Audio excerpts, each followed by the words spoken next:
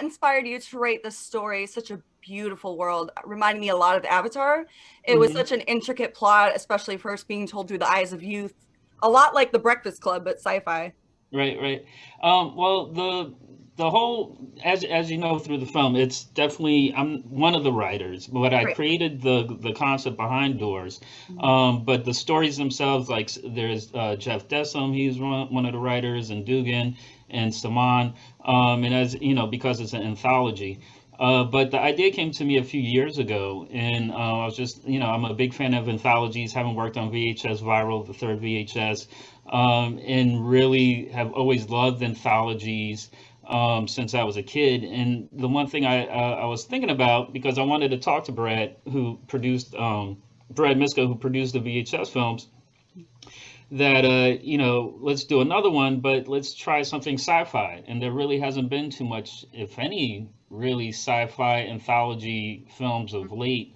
For the longest, it's pretty much all horror for the most Mhm. part. And then, and just going through ideas, and then just the idea of these, cosmic anomalies just mysteriously showing up all over the world. Originally is, right after during a worldwide blackout, and Mhm. then all of a sudden these objects just appear everywhere. It could be in your house, outside, it could be in the pool, it could be in the office. It doesn't matter. They just appear everywhere and anywhere, Mhm. and that people were drawn to them. And once you interact with them, you end up in an alternate reality that is pretty much created and manipulated by the doors themselves, because these are sentient. They're sentient. There's an intelligence. They're not inanimate, and they're not portals. A lot of people think, oh, it's portals. No, these Right. don't take you to other worlds. It's kind of more like, it's almost like, I would say the easiest, probably like entering the Matrix, right? So you go inside. So how the machines controlled everything, of what you see and what your experience is and what that is in the Matrix, is kind of like that with the doors. Once you're within the construct of the door controls everything, and it pulls from your subconscious, from your consciousness, and everything, your memories and anything like that. That's why, like in the Knocker segment, there's when Josh Peck and they go into um, the last scene, Mhm. the last scene Mhm. where it's multiple Joshes, but he recognizes that this is his apartment. And even when Lena comes in and she's like, "Is this our place?" So it's all pulling from all fragments, and they're here studying. They're here to study, to analyze before the big refreshing, as per se. Right. So Right. yeah. So that's pretty much, yeah. So going back, but yeah, that was the idea. Was just trying to think about different type of sci-fi anthologies, and that's how Doors came up. That's awesome. Who actually drew the end sketch? That was pretty rad. You know what? That was if I remember, I think that was one of the members on crew who Mhm. drew it for us. I can't remember exactly, but yeah, that was a nice little, thing that we had for that for Ash, and uh and it worked out really cool. It's a cool sketch. Very cool sketch. Yeah, I liked it because, nowadays, especially people, the pronouns and the Mhm. sexuality. So I did like that involved that because that's very refreshing as well. You don't see that a lot in really Yeah, any yeah, these that's the whole thing, is sci-fi. is just trying to be as diverse as Mhm. possible. And it wasn't really with the intention, because I know, I've seen some comments. It was like, oh, the woke, oh, this film is being woke, and once they Right, see that, right. and I'm like, well, it wasn't really the intention to make a statement. It was just like, let's just tell a story with this character who happens to be, going through her own transition into, who she's going to become, and later to become identified, whether it's he or she. It's just being a human, right? It's all about the human experience. So and what we're all putting out, and that's part of the thing with Doors, is like, I think the Doors try to, tap into what your true identity of who you really want to be, and the Doors sort of understands that with our Ash character. But yeah, being diverse and as inclusive as possible is just natural, and it's a very diverse production, throughout. And as you see the cast, and that was just like whoever is, best, and it's nice to see a variety. It's just cool to have a variety of different types of characters and, looks and feels. Opening was pretty terrifying considering the rise of school shootings even now. I was a kid when Columbine happened. I lived near Oh Sandy wow. Hook.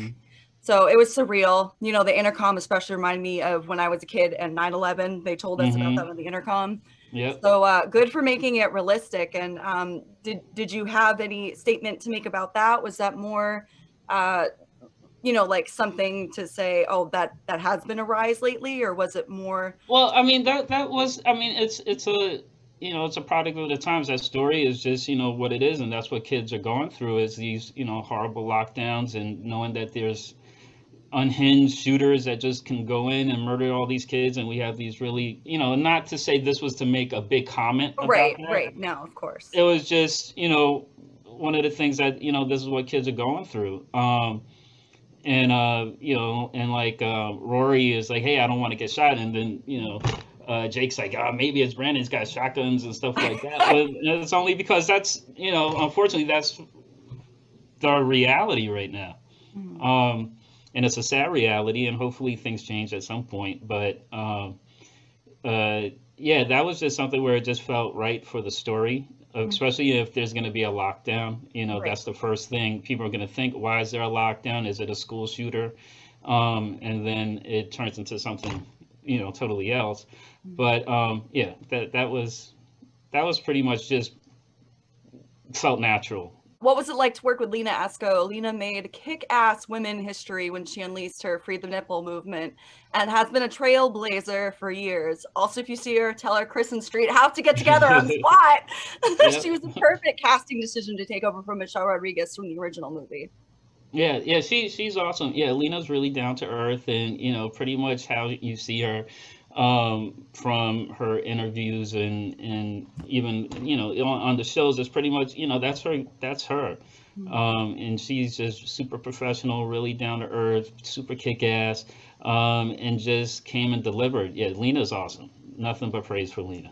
Who did the special effects and what was the inspiration for them, the doors in particular? Well, the VFX we spread out through multiple different VFX artists. Mhm. Um, but with the like the way the door, that was something Saman, who is our creative director, and he, with one of the VFX guys that he knows, they were playing around, and sort of was like, hey, let's kind of play with the idea of, and it's a mixture of practical and VFX.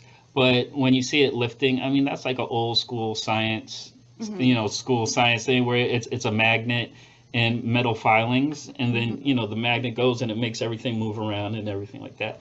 So it was a combination, but, you know, VFX wise, it was really spread out. We had VFX artists overseas working on the film as Oh, well. wow.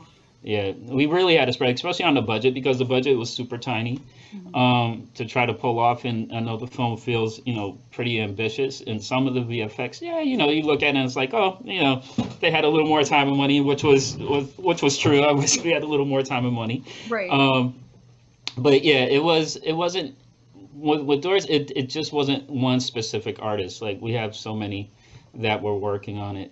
But yeah, one of, you know, it was really important to try to get the look and feel of the Doors down, to feel like something definitely otherworldly or interdimensional, that's different than you're usually, because it is an alien invasion film Right. of sorts, and not go into the traditional, you know, assumptions of how aliens, you know, the organic, you know, the body form, and stuff like that. So I think it really added to it, made it cool. Where did you have the different shots? I think I saw Japan in there. I definitely saw New York. I know where that street is.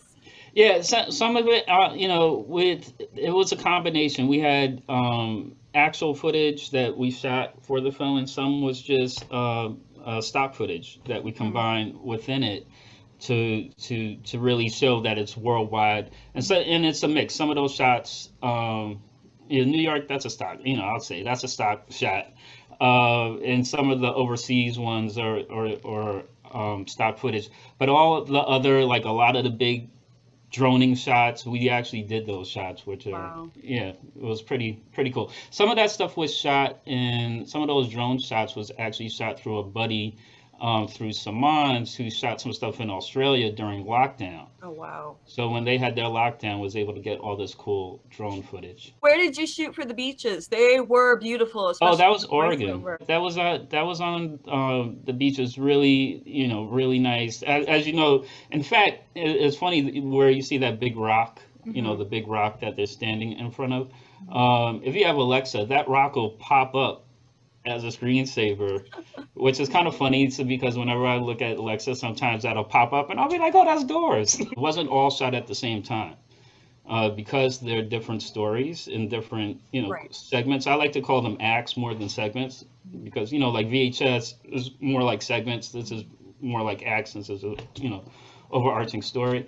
Um, but yeah, we had shot uh, at different times. So that was shot like Knockers was shot like maybe in 2017, Hmm. and Oh, then wow.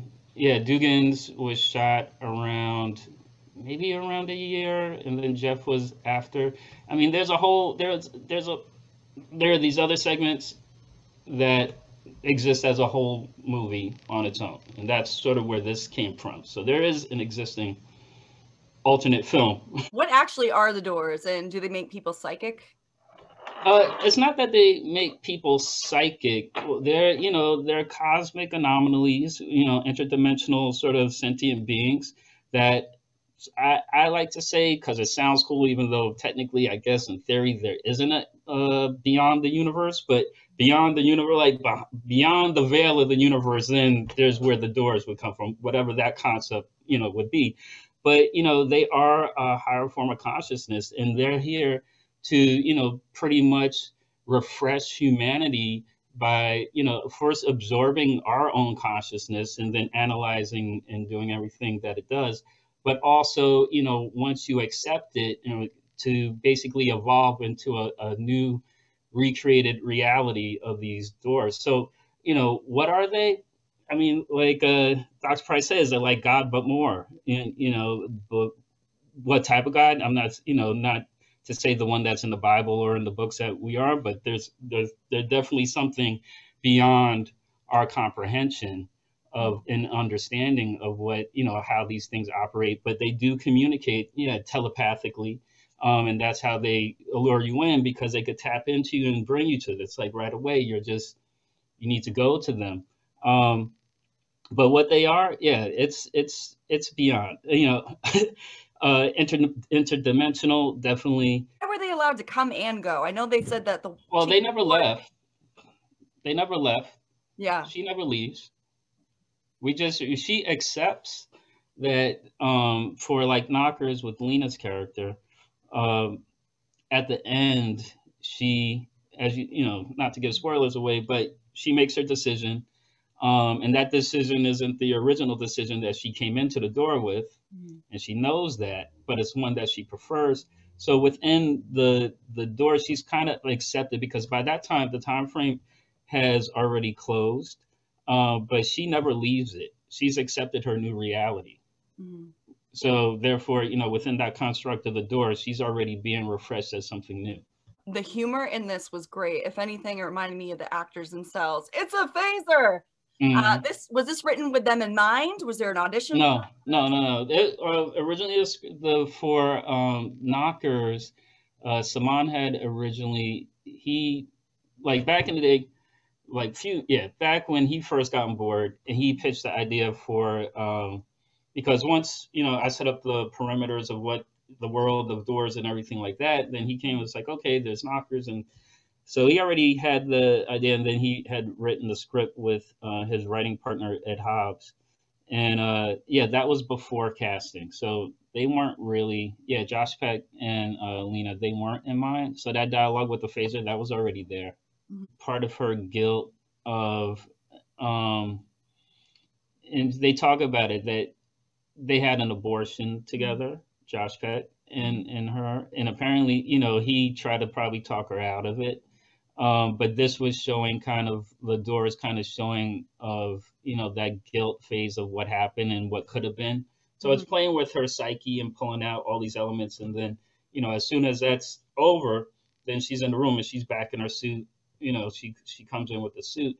So that's just all stuff that the door knows. The door, just like with in the rose room, the flower room, Mhm. in the knockers scene. Rose, the young lady who's also the girl that's on the bed, she's from Patrick's past. So therefore, the door knows that, and that's why he's like, "Oh, I thought I told you never to do this with the pills," that type bit. And he's like, "Oh, how do you not know my name?" So it's already, the doors is already pulling all these elements from your memories and your consciousness and everything like that, and then remixing it and throwing it back into your face in a Doors type fashion.